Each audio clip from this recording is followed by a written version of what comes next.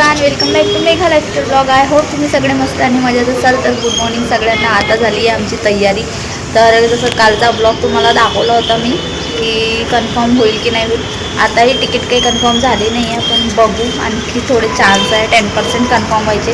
तर आता झाली आहे मी रेडी आणि आमची पॅकिंग पण झाली आहे.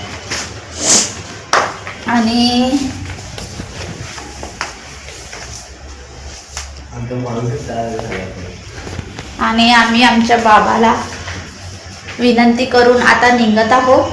तर समोरचा ब्लॉग तुम्हाला रेल्वे स्टेशन पासूनचा मिळेल. तर ब्लॉग शेवटपर्यंत नक्की बघा. पुन्हा एकदा नवीन असेल तर चॅनलला सबस्क्राईब करा.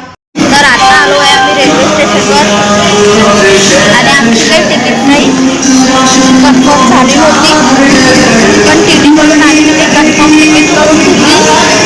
थोडेसे जास्त पैसे गेले, पण आम्ही जनरलमध्ये जाऊ शकत नव्हतो. आणि ते टी टी पण म्हणत होते आणले की हिला जनरलमध्ये घेऊन जाऊ शकत नव्हतो, कारण हिची हालतच नाही आहे म्हणजे जनरलमध्ये बसण्यालाही. आम्ही थोडेसे जास्त पैसे देऊन स्लीपरची तिकीट काढली आणि आता आहो आम्ही प्लॅटफॉर्म नंबर 4वर. आमची ट्रेन येणार आहे प्लॅटफॉर्म नंबर 5.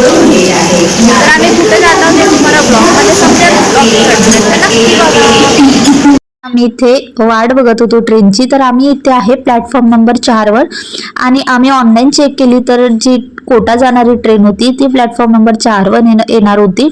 तर इथे आम्ही पोहोचलो आणि खूप सारे पॅसेंजर होते आमच्यासोबत कोटा येणारे.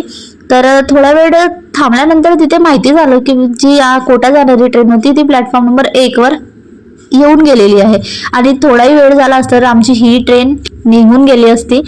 तर मग काय आम्ही निघालो आणि 4 वर्षामध्ये माझ्या नवऱ्यासोबत हा माझा ट्रेनमधला पहिला प्रवास होता आणि एवढ्या दूर आम्ही पहिल्यांदाच जात होतो, नाहीतर मग आम्ही नागपूरच्या बाहेर कधीच गेलो नाही.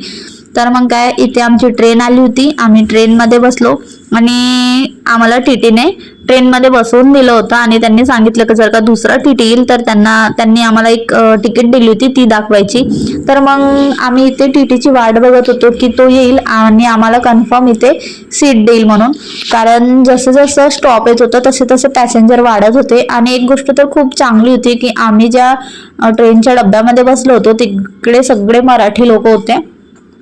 तर इथे मी स्वतःला व्यवस्थित पूर्ण सेफ करून बसले होते, कारण मला मायग्रेनचा त्रास आहे. मला जास्त हवा, थंडी किंवा आवाज सहन होत नाही. तर मी कानामध्ये कॉटन टाकून किंवा स्वतःला स्वेटर वगैरे घालून पूर्ण पॅक करून घेतलं होतं. आणि मला लागली होती भूक, तर यांनी मला ऑर्डर करून दिले ट्रेनमध्येच व्हेज पुलाव. तर व्हेज पुलाव ऑर्डर केल्यानंतर आमच्यासोबत एक स्कॅम झाला की ज्यांनी आम्हाला ते ऑर्डर आणून दिला होता त्यांनी आमच्याकडून 500 रुपये घेतले आणि व्हेज पुलाव झाला होता 120 रुपयाचा. तर तो बोलला की मी 2 मिनिटात चेंज आणून देतो, परंतु त्याने आम्हाला काही चेंज आणून दिली नाही आणि तो आमच्यासोबत एक स्कॅम झाला. त्याच्यानंतर आमच्यासोबत असं घडलं की जेव्हा मी ट्रेनमधून खाली उतरले तेव्हा मला 540 रुपये सापडले. आता ते कोणाचे होते मला माहित नाही. तर आम्ही इथे पोहोचलो कोटा रेल्वे स्टेशनवर आणि मला थोडी थोडी भीती वाटत होती, कारण नवीन होतं आमच्यासाठी हे सगळं काही आणि राजस्थान म्हणलं तर थोडी भीतीच वाटते. आमचा प्रवास तर चहा घेतच झाला. मग काय उतरल्याबरोबर आम्ही 1 कप चहा घेतला आणि असं वाटत होतं की कुठून जावं काय जावं. तर दोघं होतो, माझा नवरा माझ्यासोबत होता म्हणून मला खूपशी धीर अशी होती आणि आम्हाला इकडे येणं खूप गरजेचं पण होतं. तर मग काय आम्ही निघालो बाहेर यायला रेल्वे स्टेशनच्या आणि खूप जास्त थंडी होती. आपल्या नागपूरपेक्षा तर 10% जास्त थंडी राजस्थानमध्ये होती. आता जर जस्ट सुरुवात आहे, आम्ही इथे आलो त्याच्यानंतर माहिती नाही काय होते म्हणून. तर आपल्या नागपूरचं जसं रेल्वे स्टेशन आहे तसंच इथलं पण रेल्वे स्टेशन आहे, पण फक्त फरक इथे आहे की इथे फक्त 3 प्लॅटफॉर्म आहेत. तर हे बघू शकता इथे लिहिलं आहे कोटा रेल्वे जंक्शन आणि ॲटोवाले इथे होतेच. तर ते आम्हाला नवीन आहे म्हणून आमच्याकडून जास्त पैसे घ्यायचा प्रयत्न करत होते, पण आम्ही पण नागपूरवाले आहे, आम्ही पण आमच्या बजेटमध्ये जाऊ, तरी त्यांनी आमच्याकडून घेतलेच पैसे. त्यानंतर आम्ही इथे बसस्टॉपवर पोहोचलो. बसस्टॉपवर पोहोचल्यानंतर अजमेरच्या बसमध्ये बसलो आणि अजमेरच्या बसने आम्हाला धामवर 6 वाजता बरोबर पोहोचवलं. 3.5 तास आम्हाला इथे यायला लागलं कोटामधून सावरमध्ये. इथे बाबाची आरती वगैरे झाली होती आणि आम्हाला घ्यायची होती औषधी. इथे खूप जास्त गर्दी होती, माझ्या हिशोबाने 2 ते 3 हजार लोक असतीलच आणि रात्रीपासूनच खूपशे लोक येऊन गेलेले होते. तर आम्ही आमचा परसा बनवला. मी इथला ब्लॉग शूट करणार नव्हते, पण यासाठी मी ब्लॉग शूट करते कारण समोर चालून मला ह्या ब्लॉगची गरज पडणार आहे. आणि मग आमचं काम झालं तर आम्ही निघालो घरी यायला बसमध्ये आणि आम्ही सावरमधून कोटाच्या बसमध्ये बसलो कारण कोटा रेल्वे स्टेशनवरूनच आमची ट्रेन लागणार होती. तर 3.5 तास आम्हाला कोटा पोहोचायला लागत होते.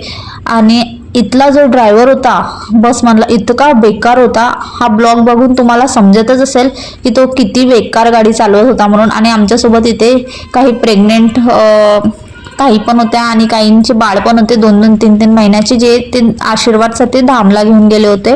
खूप बेकार गाडी चालवत होता, परंतु त्याला कोणी काही बोलू शकत नव्हतं. तर त्यांनी अर्ध्यातूनच उतरले कारण इतकी बेकार ट्रॅव्हलिंग खूप बेकार होती. आम्ही कसं तरी ॲडजस्ट करून 3.5 तास तिथे काढले आणि खाली उतरलो. ड्रायव्हरचा स्वभाव पण इतका बेकार होता खूप. तर तुम्हाला समजतच असेल किती दचके तो बिलकुल बी व्यवस्थित गाडी चालवत नव्हता. तर हा ब्लॉग तुम्हाला मिळणार आहे सेकंड याच्यामध्ये, तर ब्लॉग शेवटपर्यंत नक्की बघा.